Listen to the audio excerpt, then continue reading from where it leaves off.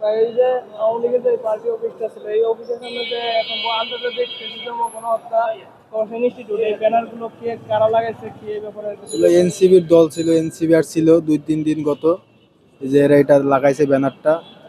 এই যে আর পরিষ্কার করছে কালকে কালকে লাগাচ্ছে। গতকাল? হ্যাঁ গতকাল। গতকাল কি কোনো এগুলো লাগাই নিয়ে কোনো ঝামেলা বা অন্য কিছু হয়েছে কিনা? না, কোনো ঝামেলা হয়নি, তার এখানে ছিল। আর এখানে আসে আসে কেনা, মাঝে মধ্যে আসে কেউ? এখানে মাঝে মাঝে গত 2-3 দিন ধরে এনসিবির লোকজন আসতে আসছে। জি। এটা সম্ভবত যতটুকু জানতে পারছি যে এখানে একটা ইনস্টিটিউট হবে, হয়তো সরকার পক্ষ থেকে হতে পারে। এর বেশি কিছু জানা নেই। না, আপনাদের এখানে যে গবেষণা পদ্ধতি কিরকম হবে এরকম? এটা এখানে অবশ্য লেখাই আছে, হ্যাঁ, আন্তর্জাতিক লেখা আছে, প্লাস আমাদের যে জুলাই যোদ্ধা যারা আছে আহত, এরা বিভিন্ন ইনস্টিটিউট আছে, বিভিন্ন শ্রেণীর মানুষ আছে, বিভিন্ন আছে, সবার জন্যই আপনার একটা উপকৃত একটা স্থান যাতে হয় এরকমই কিছু একটা হবে বলে জানতে পারছি আর কি। আচ্ছা, এখানে তো এটা তো আগে আওয়ামী লীগের একটা পার্টি অফিস ছিল, এখানে তাদের পার্টি অফিসকে বাদ দিয়ে আপনার এখানে একটা, আপনারা চাচ্ছেন যে সরকারিভাবে একটা গবেষণা ইনস্টিটিউট রাখবেন।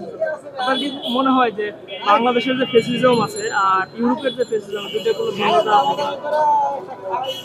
না, আপনার এই বিষয়ে আপনি চিন্তা করলে আপনার ভাষা, কান্ট্রি এবং বংশ এবং স্বভাব সব কিছু পরিবর্তন আছে, আলাদা আছে, ঠিক আছে।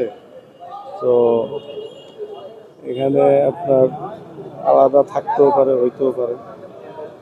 আপনার গবেষণা করার পিছনে আপনার কোনো ব্যক্তিগত কোনো অভিমত আছে কিনা এই ব্যাপারে? না, এই ব্যাপারে আমার ব্যক্তিগত কোনো ইয়া নাই। বাকি এখানে দেখছি একটা ব্যানার লাগানো আছে, এই আর কি, এর বেশি কিছু জানা নেই। আপনারা এই কথা গবেষণা চলাকালীন কোনো রাজনৈতিক চ্যালেঞ্জ বা অন্য কোনো?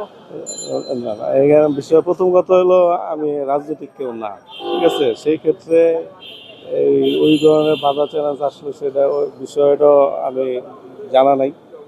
যদি রাজনৈতিকভাবে কিছু হয়ে থাকে তাহলে ওটা রাজনৈতিক দলের, ওইটা ভিন্ন বিষয়। আপনি কি এখানে আমাদের সাথে কথা বলছেন যে সাধারণ পাবলিক হিসেবে নাকি আমি একজন সাধারণ ছাত্র জনতা হিসেবে, সাধারণ পাবলিক হিসেবে আপনাকে এখানে আমার মতামত পেশ করছি। আচ্ছা, ঠিক আছে, ধন্যবাদ।